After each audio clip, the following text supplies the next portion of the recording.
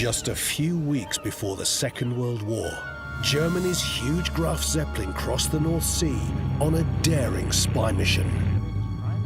On board, a team of military and wireless experts spent the next 24 hours probing the mysterious towers that had appeared around the British coastline. This spy mission had been ordered by the head of German signals, General Wolfgang Martini. He knew the war was just weeks away, and he desperately needed to find out more about the towers. Were the Zeppelin spies about to unravel Britain's greatest secret?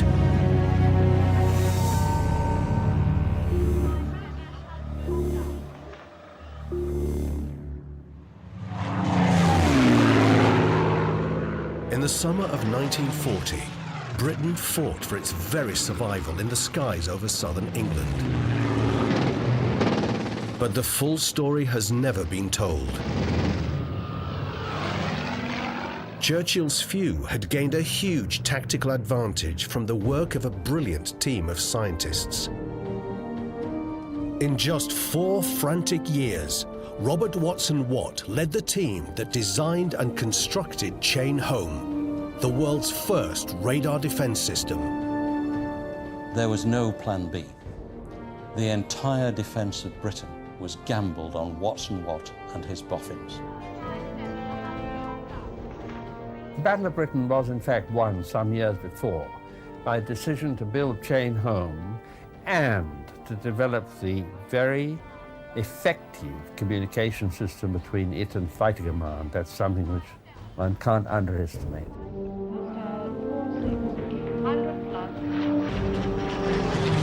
As the world's largest air force began its assault on Britain, Luftwaffe commander Hermann Goering boasted he would seize control of British skies in a matter of days. Destroying the RAF was the prelude to Operation Sea Lion, the invasion of Britain. If air supremacy had passed to the Germans, they would have attempted Sea Lion, and had they done so, it would probably have been successful.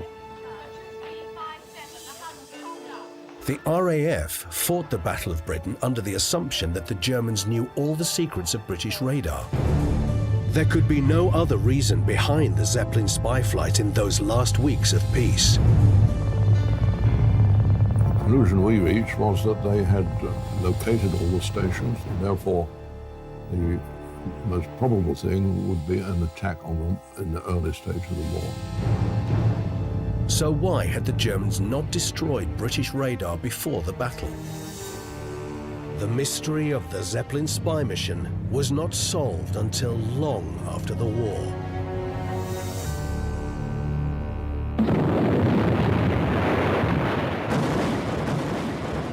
When the guns finally fell silent in 1918, the world had been traumatized by the horrors of modern warfare. Further conflict in Europe seemed inconceivable. After the immediate end of the First World War, there was a widespread feeling among the public that they didn't want any more war. That was going to be the end of war. And so defences were run down immediately. The RAF, which had been created in 1918, became a fraction of itself. Partly because there was no sense that there was really any enemy out there who was now going to attack Great Britain. But things were about to change. The defeated Germany was soon ravaged by hyperinflation, unemployment, and civil unrest. From this chaos, a sinister new force emerged. Hitler's rise to power was born of the resentment of the harsh reparations imposed at the end of the First World War. He promised a new and stronger Germany. By the time Hitler came to power in 1933, they were close to the point where they could now begin to build once again a military air force. And a military air force with advanced technology. He made his sidekick, Hermann Goering, Minister for Air. Forbidden to rearm, the German aircraft industry had turned to civil aviation. This became part of Goering's plan to construct a secret air force. By the mid-1930s, German aviation was leading the world.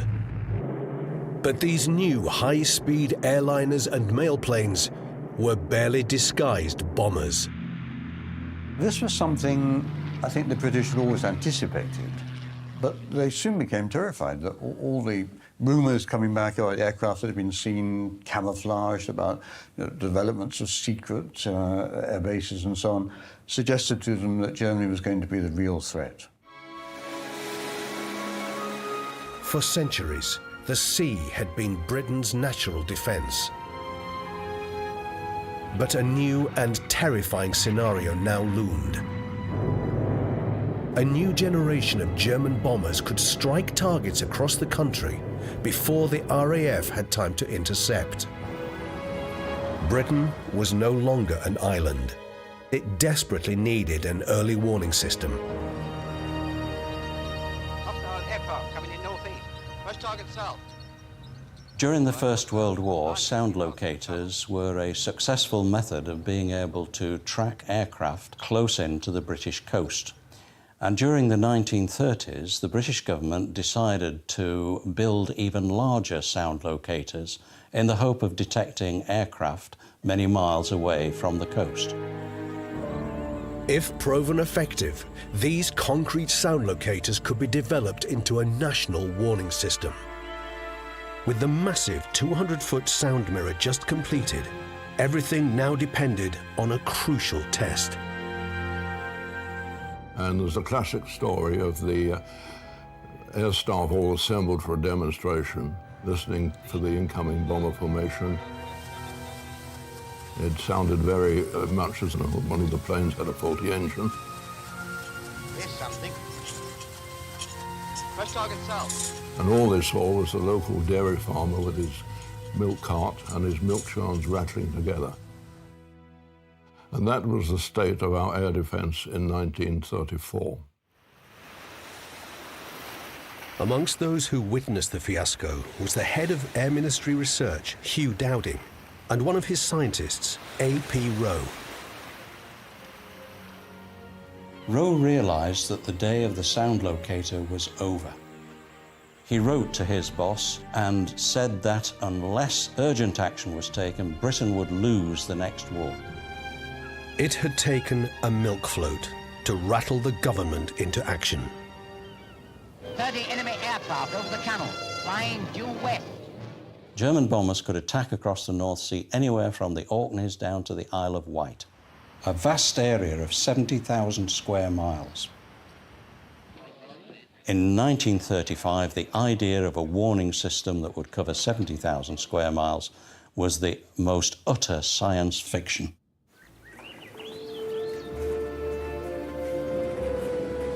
Rumours began to circulate that the Germans were developing a death ray, a high-energy beam that would boil the blood of a pilot. This was taken seriously by Air Ministry, and they offered a prize of an award of £1,000 for anyone who could kill a sheep at 200 yards.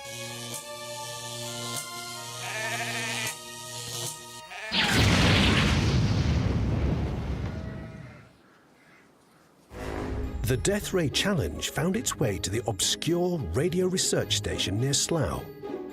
Its chief scientist was a lively Scot called Robert Watson Watt. Air Ministry, call his name. Watson Watt. Watson Watt was a Yes. marvellous little chap. He bubbled away the whole time, talking. He could certainly charm a monkey out of a tree, yes, certainly, without the slightest effort. Watson Watt asked his able assistant, Skip Wilkins, to get to grips with the Death Ray conundrum. He soon found the energy required would be out of this world. Hello, can you put me through to the Air Ministry, please? But Watson Watt sensed an opportunity with the Air Ministry. I'd like to speak to Dr. Wimpress, please. Watson Watt could sell refrigerators to Eskimos without the slightest effort. Harold! Watson Watt replied, saying, absolutely impossible, but I believe I can use radio energy to detect an enemy bomber. Okay, bye-bye. Bye-bye.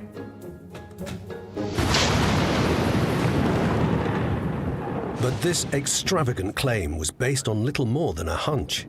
Here's something. Watson Watt had been tracking thunderstorms by radio direction finding when he became puzzled by some mysterious reflections. Wilkins suggested they might be echoes from passing aircraft. So when the Air Ministry demanded he prove his claim, he turned again to his young assistant. Wilkins estimated how much radio energy could be reflected from an aircraft. The answer surprised everyone. It was very favorable. Air Marshal Dowding, the head of Air Ministry Research and Development, saw the calculations but said, "These scientific fellows can prove anything with figures. I want a demonstration." Within a few days, Wilkins devised a pioneering experiment. Permission to come aboard, Mr. Wilkins? Welcome, come on in. The mobile laboratory was an old ambulance packed with hastily improvised equipment. It's all much indeed. A Hayford bomber would fly a course between the BBC transmitter at Daventry and the van. Any radio reflections from the aircraft would disturb the display. A.P. Rowe from the Air Ministry joined them as they anxiously awaited the bomber. Do you hear that? Some sort of hum. It's definitely an engine. It could be our man. As the engine drone grew louder, the spot refused to move. That could be atmospheric, Skip. The Hayford turned and made a second approach. Could be a tractor. No. That's a propeller. That's some sort. Oh, that is our man. Contact. There he goes. Wilkins had made Britain's first radar contact. And Watson Watt was quick to realize the significance.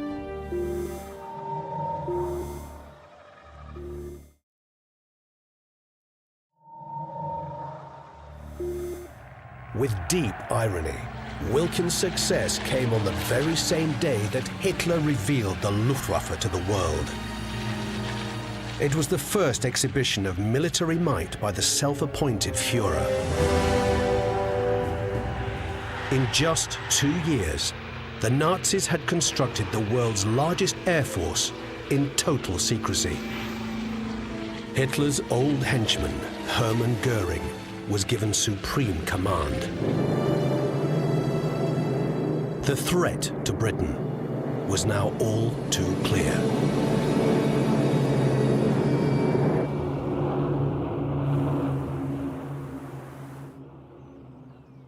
Following that first radar experiment, £10,000 of funding allowed Watson Watt to gather a small team of scientists at a remote aerodrome in Suffolk.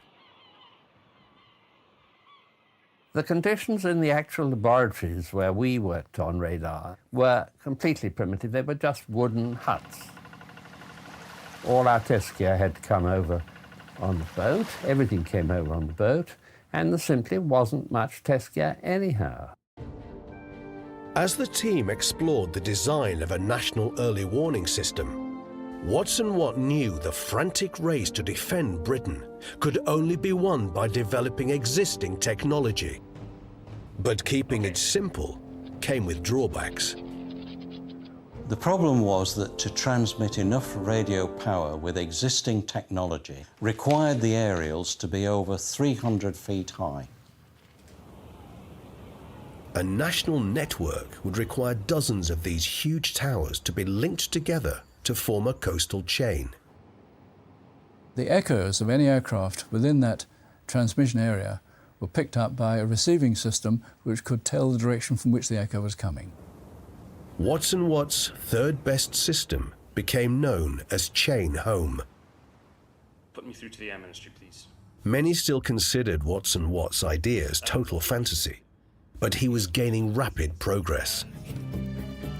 The radar team had cracked the basic mechanics of radar. It now had to evolve into an air defense system. It was not developed as a scientific device. It was developed as a war weapon for the use of fighter command, and the requirements of fighter command were of overriding priority. The expanding research team had outgrown the primitive huts at Alford Ness. Just down the coast, the imposing Bawdsey Manor became the perfect home for Watson Watt's new wave of recruits. The drive was on to collect the best brains from Britain's universities. The impact of Bawdsey Manor and all the equipment on me as a young man in my mid-20s was colossal. As Bawdsey's scientific elite grew, they gained a name that would stick with them: the Boffins. We all felt the war was coming, that we only had a little time in which to be ready to defend this country. And that was the atmosphere.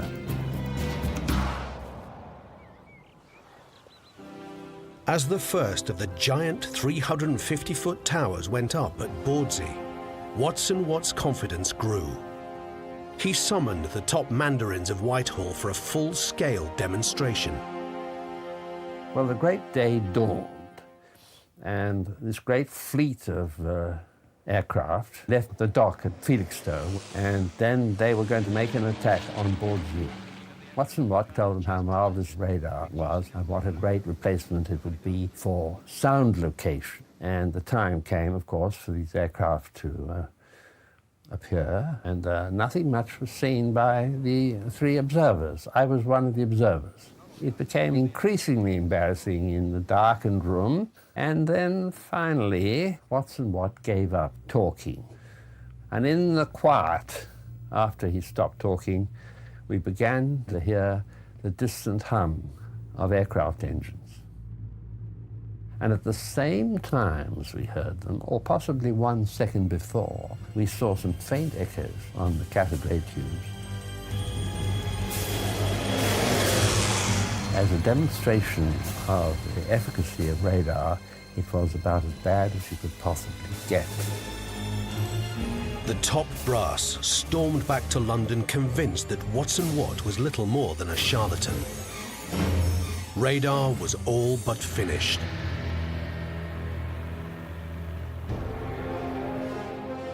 The disaster left only one senior figure still with confidence in the Boffins. Air Marshal Hugh Dowding understood the huge technical challenges they faced.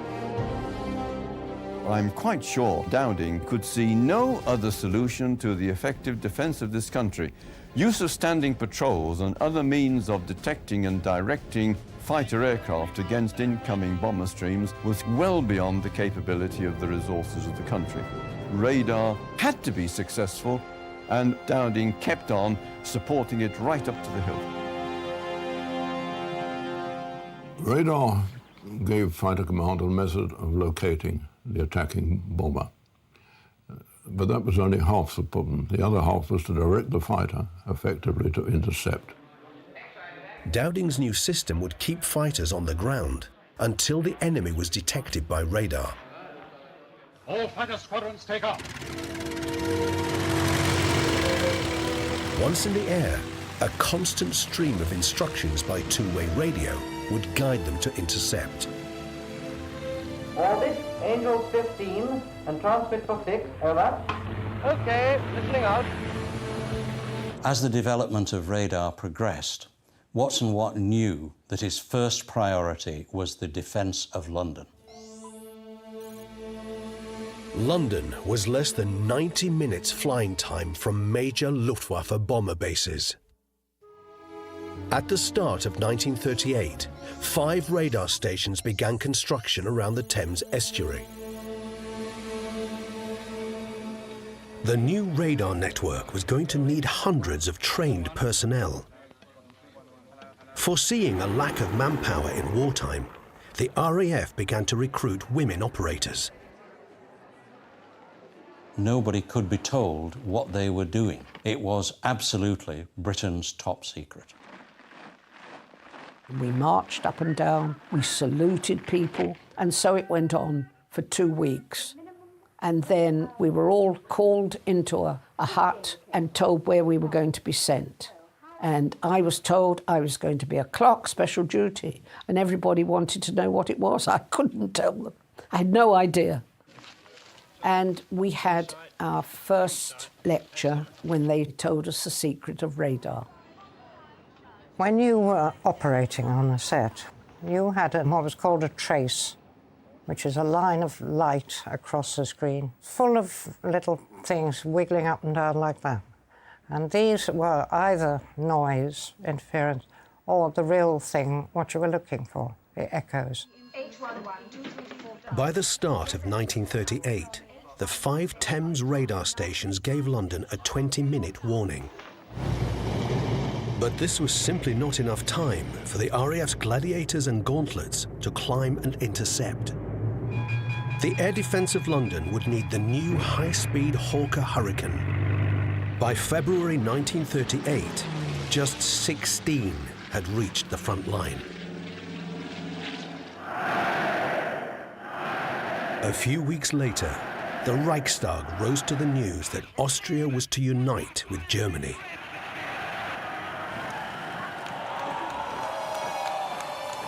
The Graf Zeppelin, the last of the great airships, overflew Vienna in a triumphant display of Nazi power. But the flight was cover for a top-secret spy mission.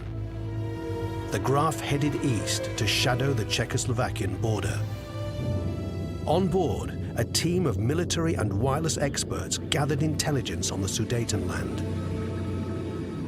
It was Hitler's latest territorial claim, and it brought Europe to the brink of war.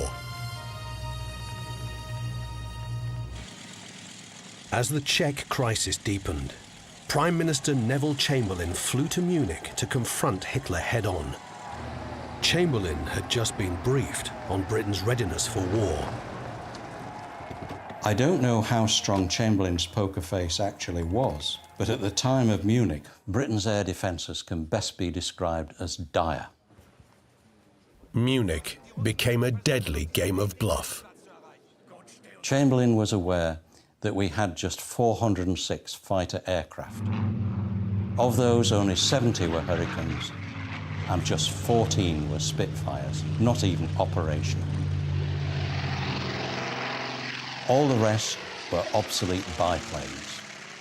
Air raids on London, Chamberlain had been told, would result in hundreds of thousands dead. Provoking Hitler risked creating that enormous catastrophe. Mollifying Hitler had bought a fragile peace. But Chamberlain's Peace for Our Time hit a secret race to complete Britain's defences. A new Hawker factory was now producing Hurricanes in significant numbers. And the problems that had dogged the mass production of the Spitfire were finally solved. By the summer of 1939, 5 frontline squadrons had the RAF's fastest fighter. With the frantic construction of 14 new stations, radar coverage was extended from Newcastle to the Isle of Wight. The year after Munich was critical. During that year, the chain home system came into full operation. It had taken just 4 years from that first experiment to put chain home at the cornerstone of Britain's defence. This led us to ask ourselves the question, well, the Germans must know what we're doing. We're building these stations and all this activity going on, 360-foot steel towers, 240-foot receiving towers. They can't have missed it. One German had been watching the towers. General Wolfgang Martini was the head of German radar. The latest reconnaissance alarmed him.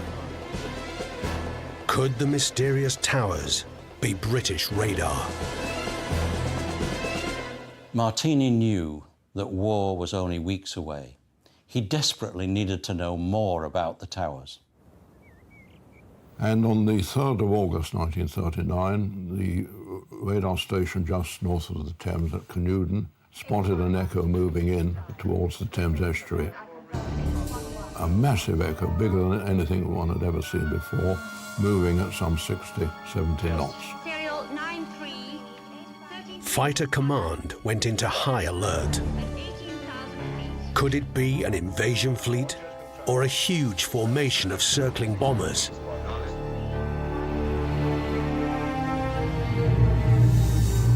It turned out to be the German airship LZ-130, the Graf Zeppelin. And over some hours, they plotted the movement of the Echo from somewhere off the coast of Essex up to the north of Scotland. On board were the Luftwaffe's top wireless team, just returned from a spy mission on the Polish border. Martini's experts spent the next 24 hours combing the wavelengths for any evidence of British radar. Fighter Command was in complete shock. The appearance of the Zeppelin could only mean one thing. The conclusion we reached was that they had not only located all the stations, they would have measured their frequency and other important characteristics. And therefore, the most probable thing would be an attack on them in the early stage of the war. And indeed, we thought that Bawdsey would be the prime target.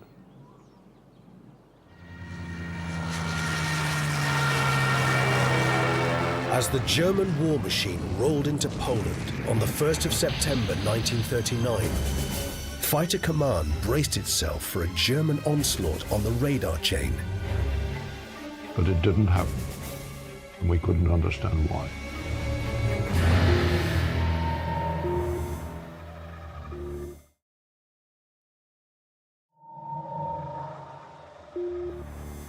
As Britain declared war on Germany, the nation dug in and prepared for the worst.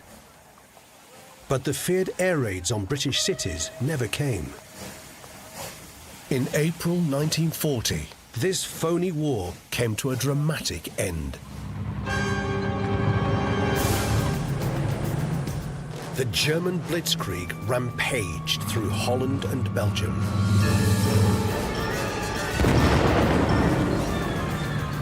A large British expeditionary force was supporting the defense of France. But the fast-moving panzers encircled and trapped them on the beaches of Dunkirk. Amongst the vast amounts of materiel abandoned in the maelstrom was some secret radar equipment. The British radar sets which had been captured were very crude mobile models. And the Germans concluded that whatever British radar was, it certainly wasn't up to much. The boffins had little idea of the German intelligence picture of British radar. But with the Zeppelin mission and the capture of the equipment at Dunkirk, they feared the worst. The fall of France had taken just 6 weeks. Hitler now turned to Operation Sea Lion, the invasion of Britain. One of the factors that played a role in persuading Hitler Operation Sea Lion was a possibility. It was that Hermann Goering really wanted to prove that his force could do it, that his force could win air supremacy over Britain. And I think people say that Goering is a fantasist, he's a boaster, but actually they'd annihilated the Polish Air Force in a matter of days. They defeated all the aircraft thrown at them in the Battle of France with relative ease. The idea that you couldn't use the same tactics and destroy the RAF in 4 days, Goering thought, is not as implausible as it now looks. With the towers of Dover radar station clearly visible across the channel, the Luftwaffe began an attack on British ports and shipping. At first, the Kanalkampf seemed to go the Germans' way. Then the RAF began to appear. Dowding carefully positioned his fighters for the best advantage. The Germans began to think to themselves, well, why are we always meeting the RAF? We don't think it's very big, and yet here they always are. It began to ring rather quiet alarm bells in the German Air Force about whether the British actually had got some kind of system to detect incoming aircraft. Martini took his fears directly to Luftwaffe High Command. But Goering was an old-school thinker. For him, the offensive spirit of the Luftwaffe would be the deciding factor. Nothing at all to do with gadgetry. If Goering could draw the RAF into a decisive battle with his Messerschmitt aces, then the Spitfire and Hurricane could be wiped from the sky. But the events of the 11th of August were to shatter this confidence. The Luftwaffe mounted 3 widely separated raids across southern England. But Dowding had seen the build-up and had swarms of RAF fighters ready to intercept. In just a few hours, the Luftwaffe lost over 45 aircraft damaged or destroyed.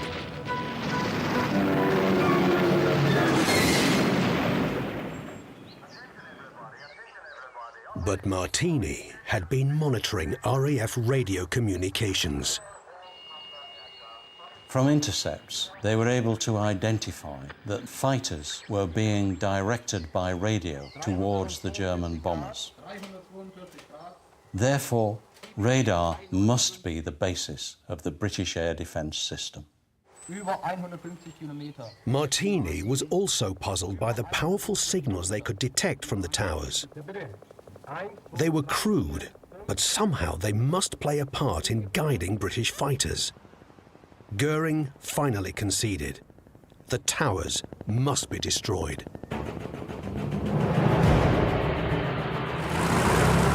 Early on the 12th of August, a crack ground attack squadron crossed the Channel. The frontline radar stations of Dover, Rye, Pevensey and Dunkirk came under direct attack.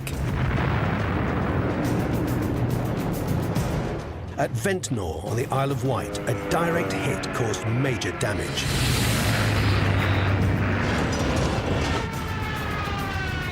In the following days, Stukas joined the onslaught.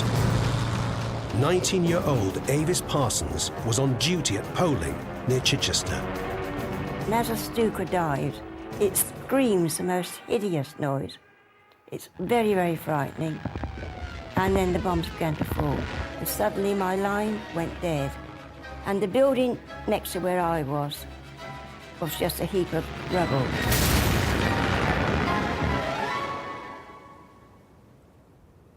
The attacks on Chain Home had been feared since the Zeppelin spy mission. But after 3 days, they mysteriously stopped.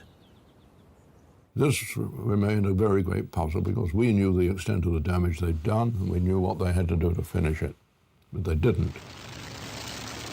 The returning airmen reported extensive damage to the towers. But when Martini's experts checked their frequencies, they were astonished by what they found. The radar signals were still there, a little fainter or on different wavelengths. Unknown to the Germans, the source of the signals were mobile radar vehicles that had been brought into operation when the main radar stations had been knocked out by the bombing raids.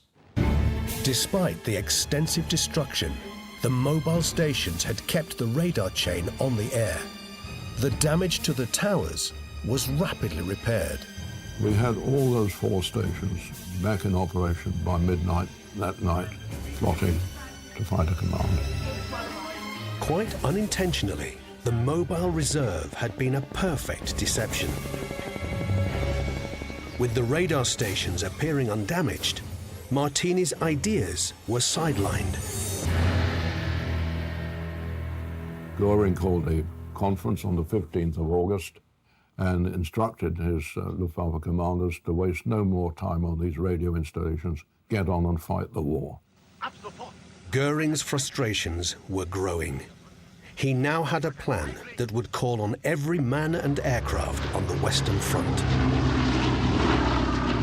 The Chain Home stations began to track the gathering formations, extending from 5,000 to 20,000 feet. Hostile 76, 100 aircraft, 16,000. And it was then that we began to get the very large numbers of aircraft. It was 100 plus had never been seen on a radar screen before. Adlertag, or Eagle Day, was Goering's plan for a decisive hammer blow. target soon became clear. The plan was to assault the RAF, its airfields, its bases, depots, and aircraft production in southern England. Once you degraded the RAF, you then moved on to attacking communications and administrative centres, and then the invasion would take place. The RAF airfields were taking a pounding. Squadrons were broken up, and fighters became scattered across southern England. There were points in late August and early September 1940 where the system was almost on the point of collapse. With Dowding's ability to deploy his fighters fast disappearing, the Battle of Britain was on the brink.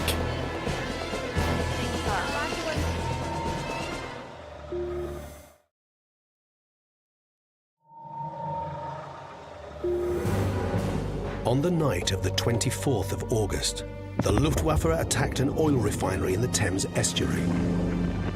But the raid went badly wrong. Crews got lost, and some jettisoned their payloads. For the first time, bombs fell on central London. Hitler had forbidden any attack on the capital, fearing a reprisal. He was right. Within 24 hours, Bomber Command was over Berlin.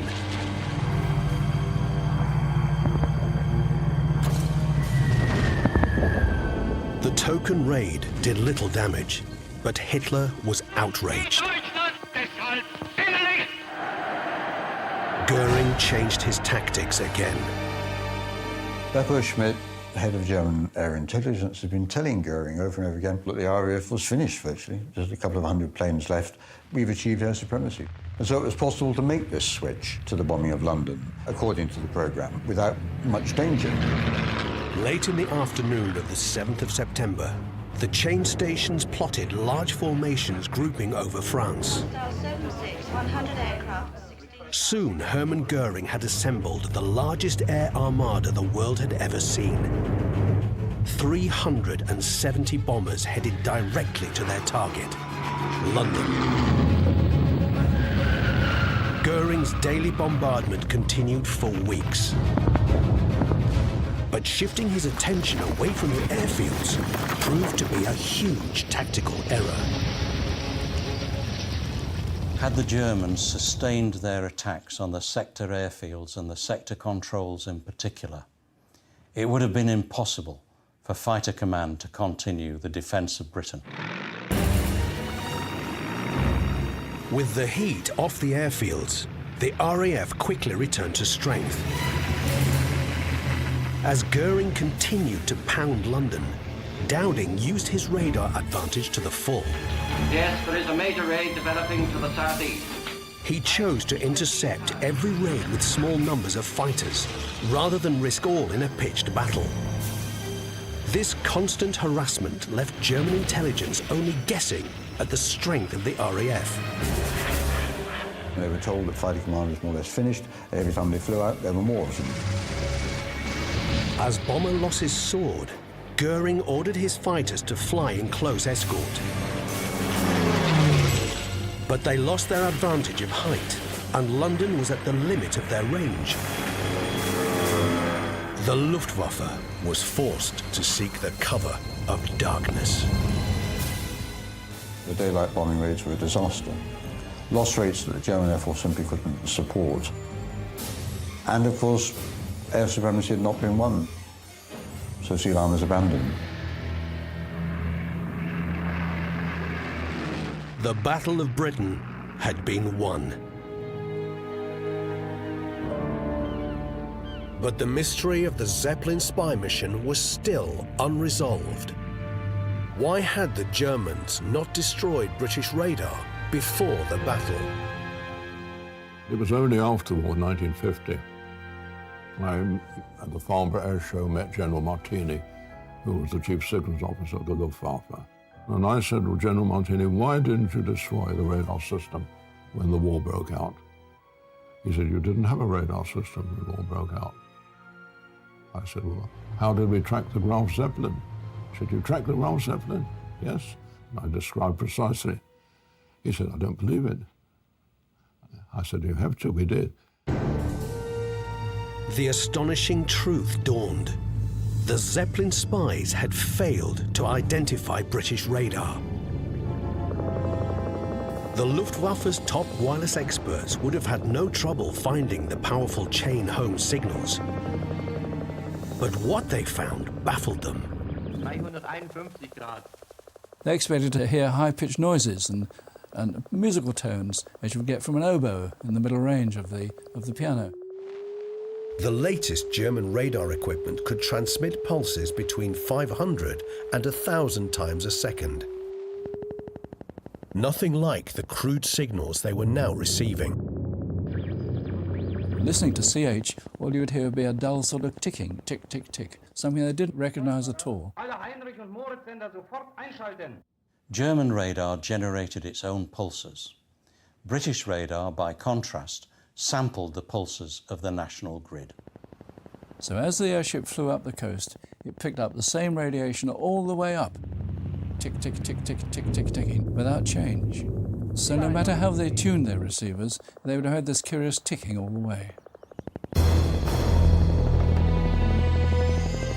As the LZ-130 approached Scotland, the Zeppelin spies still struggled for an explanation.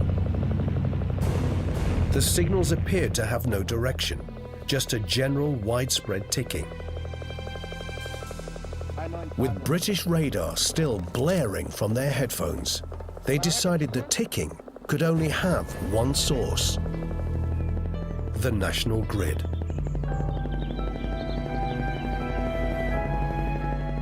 They were completely foxed by the fact that the repetition rate of the CH stations, 25 pulses per second, was quite unlike anything which they had used on their own radars, which they mistakenly took to be arcing and sparking from the British electrical distribution system. The Zeppelin spies had made the greatest intelligence blunder of the war. The Graf Zeppelin returned and the head of the mission reported that there was no sign of any radar transmissions. Watt's basic, almost primitive system had spoofed the finest technical minds in the Luftwaffe. Ironically, if Watt had gone for anything more sophisticated than third best, the Germans would have been onto it immediately. The Luftwaffe fought the Battle of Britain with little knowledge of chain home, or of the huge tactical advantage it gave the RAF. I believe the failure of the Zeppelin mission and the failure of Martini to persuade Goering that the stations had to be destroyed effectively cost Goering the Battle of Britain, and that saved this country from a German invasion.